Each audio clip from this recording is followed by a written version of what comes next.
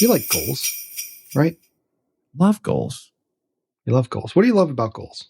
Clarity. And I feel good when I meet one, even if it's a small one. Like I think there's got to be some sort of psychological aspect of achieving goals, setting goals. That little bump of dopamine when you finish it, that kind of thing. I think so.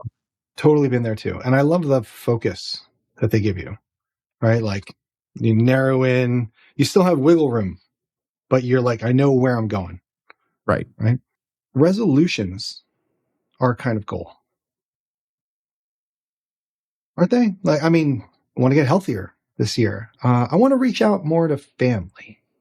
Yeah, I think so. I think resolutions, you make a resolution to achieve a goal or do something. Yeah. I hate resolutions. I think they're trash.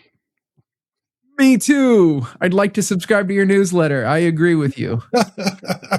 But if resolutions are goals, and goals are good, but resolutions are trash, what's the deal? I have a suspicion, but just so I don't lead the witness, what is it about resolutions that you don't like? For me, usually it comes down to a couple of things. One, they're often too broad, right? I think that they're too broad to actually drive engagement. And then I hate the timelines, especially New Year's resolutions, right? Like you want to resolve to do something over the next month. Cool. I'm good with that. But like a resolution for the whole year, do not know what I'm going to be doing in 3 months. Like it's, lots of stuff can change in there. So I think at least in terms of yearly resolutions, New Year's resolutions, that drives me crazy. So those are two of at least three of the things that absolutely drive me nuts about resolutions. Well, yes. And I'll probably do it again in a month. I'm the type of person who will post on my personal social media, like, here comes the onslaught of all the new year, new me posts. And it's like, there's nothing to prevent you from becoming better the other 11 months of the year. I think that's one of the things I really dislike about goals or not goals, but resolutions. And also that really squishiness. And just to show you, I'm not making this up.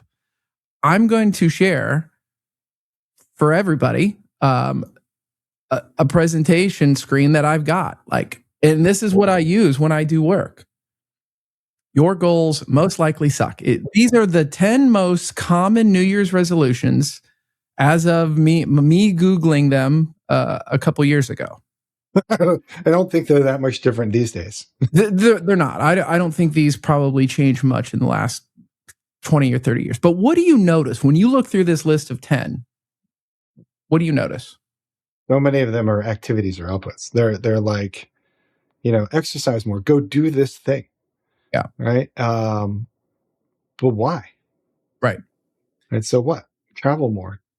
For what? To where? Exactly. That's part of the problem I have with them. And that's why I think so many people let them go, their resolutions go within a few weeks, is because they've created a lack of specificity, which makes it impossible to achieve or not fulfilling if you give yourself credit for it. Because I think in the back of our reptilian brains, we know if we're gaming the system. Like if we really didn't meet the intent we had when we said travel more, that if we give ourselves credit for meeting that resolution or goal, we know we're lying to ourselves. So the other point I make with this list is one of these is different. And the reason it's different, I think, is really the most important point, which is quit smoking. It's very binary. It's black, white. There is no ambiguity here. It's not smoke less. It's not drink less. It's not do this more. It's stop. And I'm not saying that it's a good resolution or whatever. Like, I'm not saying it's just different, I think, than the other ones. The third thing that I think I don't like about resolutions is that they don't offer an opportunity to explore. So what I would rather have in place of a resolution is a question. A New Year's question? Oh, you should. New Year's question. You should copyright that. I wish I could. I heard that recently. a New Year's question, right? And so going back to your list, exercise more, but why? Like maybe what would I be like if I exercised more? And now I'm curious, like, well, why am I exercising? And what kind of exercises do I want to do? And what am I trying to get out of it? Right? Like am I just trying to be more fit? Like, is that the point of exercising? Am I trying to actually engage with more people? Like if I exercise more, I would I'd probably be playing more team sports. Then I'd meet some more people, and I'd have some different friends. And I'd have to figure out like what I'm going to do. Right? There's all these things I can explore, and maybe the question even shifts over time as I learn and I discover more. Right? Not just get healthier. And quit smoking is maybe one of those things, as it goes actually to quit smoking, be healthier, save money, right? Lots of different things go along with quit smoking. But it's like, what would it look like? What would it mean for me to be healthier? Does Right. that mean that I'm trying to lose weight, to gain muscle mass, to gain flexibility, to be able to have more stamina? I don't know, right? There could be lots of things on there. So having a question, I think, invites that exploration that keeps us engaged with the topic that a resolution just doesn't do. A resolution feels like a weight. A question feels like an opportunity. I'm going to have to process this. What would a example New Year's question be for you or me? Like if you were going to offer one to me or suggest one for me, what might it be? I don't think I can suggest one to you. Because then it's not your exploration, Well, so right? let me give you a real example. So on this podcast over the years, I've said often I see a therapist regularly. Every 2 weeks, every 3 weeks, sometimes. They give me homework last week, and that homework is socialize more, get out, socialize more into the public or with people other than your immediate friends and family. Like get out and basically be more social. My guy thinks I spend far too much time working from home and interacting digitally like this. And he's not wrong. I think that's very true. So how could I phrase that as a question, though? Because socialize more has the same problem that list of 10 or 9 goals did that I show. Yeah. To turn that into a question, what happens when I start spending more of my time with people outside of my house? Okay. I like it. Does that mean Right? I need to baseline before I start to do that thing to know? I don't know. You could, you kind of have it, Mm-hmm. but I don't know if you need to, right? Because you might baseline it, and that could lead you in a certain direction with the question. And then you might start engaging with people, and maybe it's like I'm going to go and engage with more people by like volunteering at the local hardware store.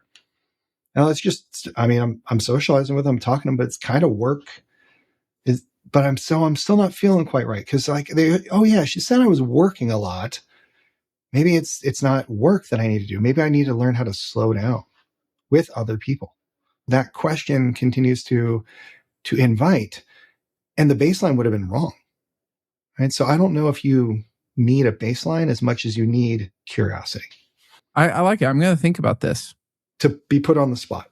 And I've just been exploring this topic too.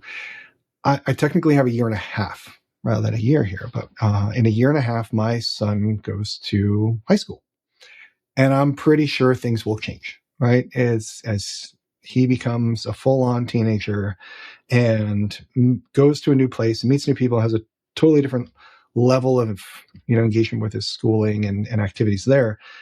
And so a question for me is like, what will the next year and a half, what will the time before my son goes to high school look like for the two of us? I know that answer will change over that year and a half too, but it gets me thinking about, what do I want to do? I'm going to think about this question. I'll let you know in a future episode if I come up with one. I have a few weeks, I guess, till New Year's. You do. And you can always ask yourself a question. Oh, I ask myself lots of questions all the time. Usually, why are you such a dumbass, Jim? Like, why'd you do that? You know better. But don't, if you get a good one, don't wait until the new year to start it. Kick it off now. Absolutely. Hi, everyone. I'm Rich Visotcky. Join Jim Sammons and I for our 12 days of holiday-themed conversations. Subscribe now and tune back in for tomorrow's episode.